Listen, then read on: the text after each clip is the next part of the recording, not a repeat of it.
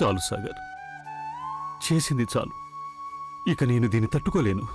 కన్న కొడుకే స్వయంగా తనని తాను నాశనం చేసుకోవటానికి సిద్ధపడితే ఆ తండ్రి బాధ ఎలా ఉంటుందో ఆలోచించు.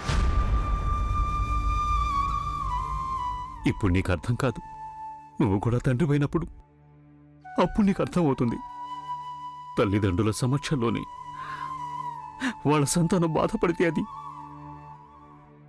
చావులంటదని తెలుసుకుంటావు.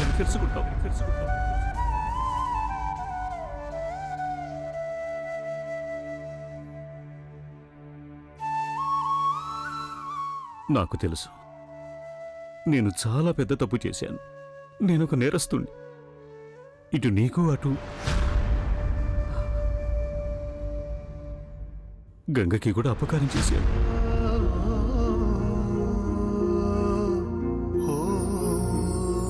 అందుకు నాకు ఏ శిక్షైనా విధించు, కానీ నిన్ను నువ్వే శిక్షించుకోకు నాన్న, ప్లీజ్.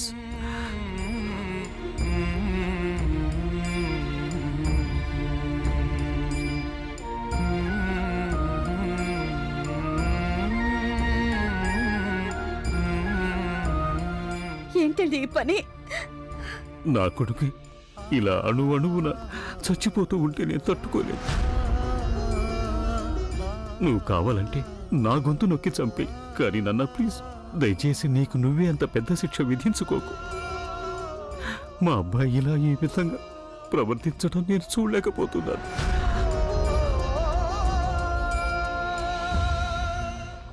బాబు, ఏంటండి ఈ పని? అలా చేయకండి, లేవండి.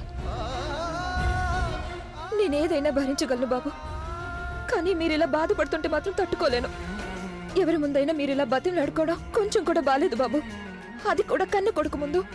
ఆ కొడుకు కోసం మీరు చేయందంటూ లేదు. లెక్కలేనన్ని త్యాగాలు చేశారు. మీరు మీరు మీ ఆశల్ని, ఆనందాల్ని త్యాగం చేశారు.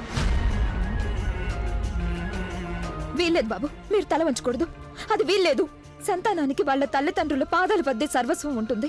తల్లిదండ్రులంటే పిల్లల తలల మీద చేతులుంచి ఆశీర్వదించేవాళ్ళు, వాళ్ళ కాళ్ళ మీద పడేవాళ్ళు కాదు. అయినా ఇలాంటి సంతానం ముందు కన్నీళ్లు కార్చినా ఎలాంటి లాభం ఉండదు. ఈయనకి తన సంగతే తప్ప ఎవ్వరు ఎలా పోయినా లెక్కలేదు. తను కేవలం తననే ప్రేమించుకుంటాడు. అతని లోకం అతనితోనే ఆరంభమై అతనితోనే ముగిసిపోతుంది.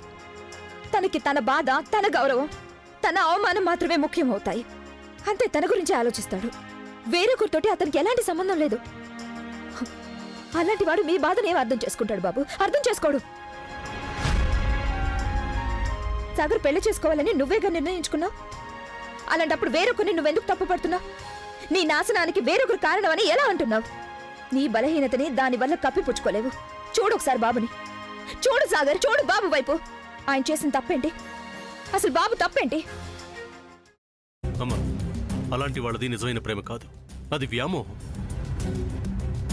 ఎగ్జాక్ట్లీ చిన్నత్త. నిజంగా ప్రేమించుకున్న వాళ్ళు అలా చేయరు. ఎంత మనసు విరిగిపోతే కన్న కూతుర్ని పట్టుకొని మా దృష్టిలో చచ్చిపోయా ఉంటుందా తల్లి? అది సరే అమ్మా, తన కూతురుతో తన మాట అనేటప్పుడు ఆమె మాటల్లో వ్యథ, కళ్ళల్లో బాధ గమనించావమ్మా? పెద్దబాబుకు బర్త్డే విషెస్ చెప్పు కూడా వెళ్ళాం కదా. ఊరికే ఎలా కాలిపోతుంది? మంట పెడితేనో పడితేనో తగలబడుతుంది.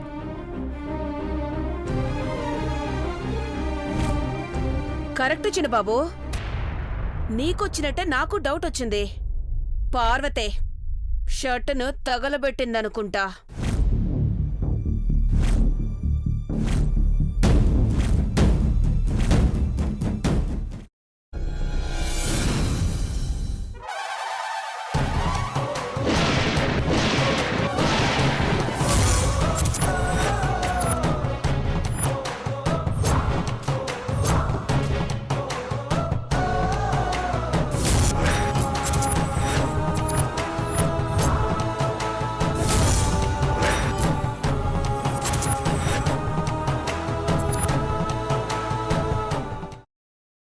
తర్వాత పొట్టు తీసేసి చాప్ చేసి పక్కన పెట్టుకోవాలి.